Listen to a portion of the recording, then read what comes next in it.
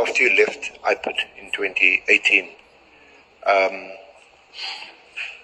did you subsequently have any dealings with or interaction with Minister Mchunu?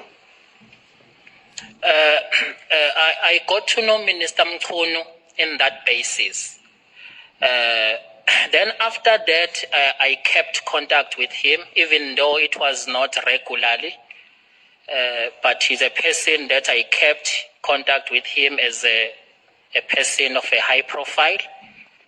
Once in a while, we do have to chat on some other general things, maybe 6 months, 8 months, but it was not regular. But I kept contact with him. Why?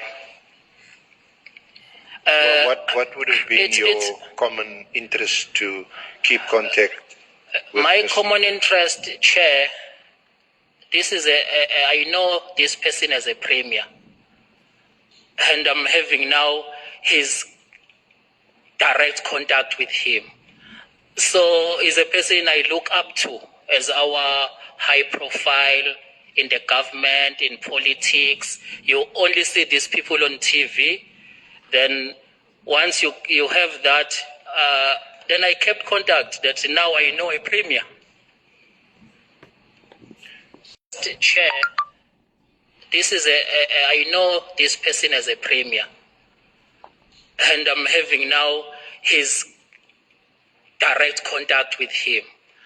So he's a person I look up to as our high profile in the government, in politics. You only see these people on TV. Then once you have that, then I kept contact that now I know a premier. Nobody. For the status, I know the premier. Like for instance, here in this room, if I can get a number, I'll keep it. I'll keep it. These are high people I will look up to. You see them on TV.